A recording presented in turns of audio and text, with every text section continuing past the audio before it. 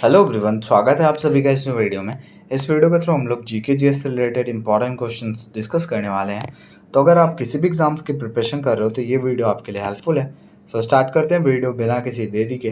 First question है आपका, which of the following is the perennial that means permanent river system in India. बताइए निम्नलिखित में से कौन सी नदी जो है वो परमानेंट रिवर सिस्टम है उसकी। पेरिनियल ये परमानेंट नहीं आएगा, मैंने ब्रैकेट में देके लिखा है ताकि आपको समझ आ जाए कि पेरिनियल का मतलब परमानेंट रिवर सिस्टम होता है। तो आपको याद रखना है कि परमानेंट रिवर सिस्टम पूछ रहा है मतलब कौन सी नदी जो है वो 12 मासी नदी है ना। ऐसा नदी नहीं जो कि मतलब 2 महीने बहती है और 2 महीने नहीं बहती है। बताइए निम्नलिखित में से कौन सा परमानेंट रिवर है। जैसे गंगा नदी हो गई, तो ऑप्शन के according option number C Indus. अगला question, which article of Indian constitution deals with the formation of new states. बताइए संविधान का कौन सा अनुच्छेद नए राज्यों के गठन से संबंधित है। So option number B article 3 is related to formation of new states. In which year Hindustan socialist republican association was setup.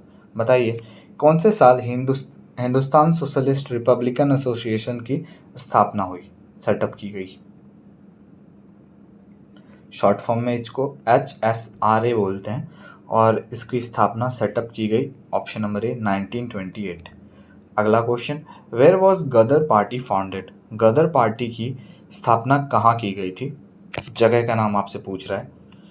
Year मैं बता देता हूँ 1913 San Francisco.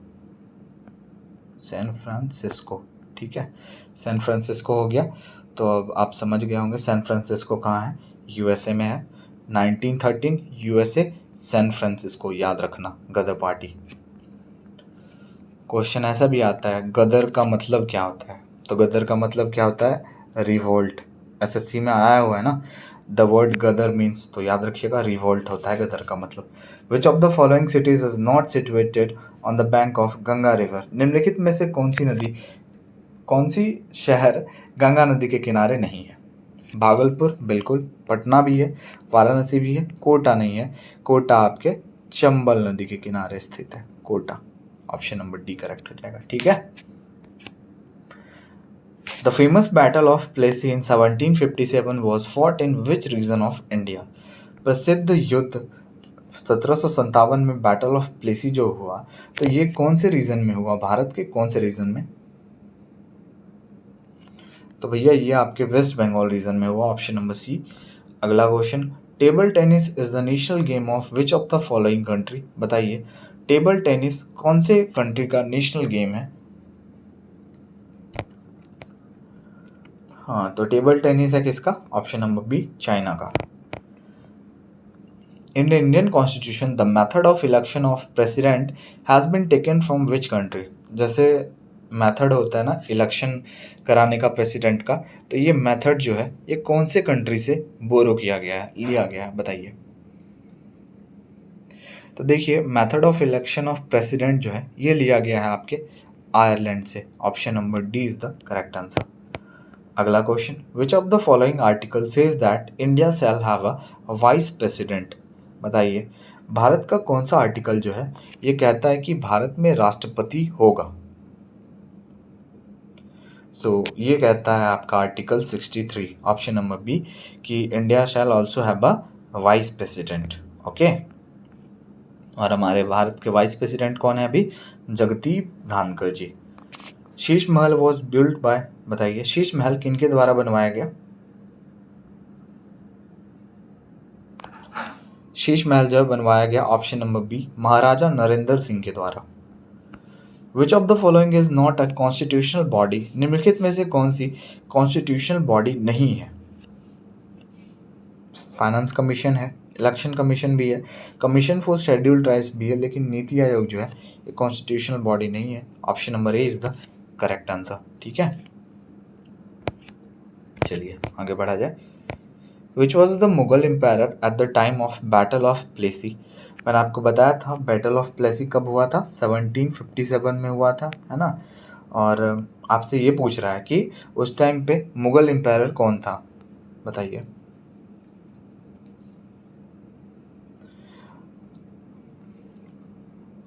Right answer option number A, Alamgir the second.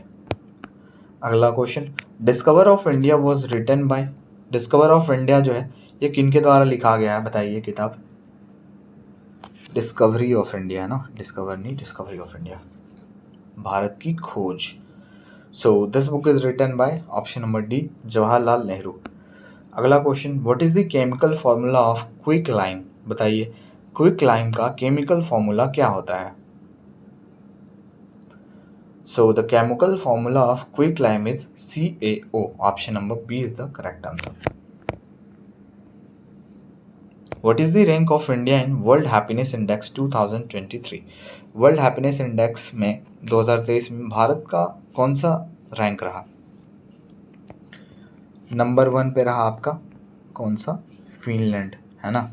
और अगर इंडिया के rank की बात करें तो ऑप्शन नंबर सी 126 रैंक पे रहा, ठीक है। अगला question, what is the rank of India in human development index 2023?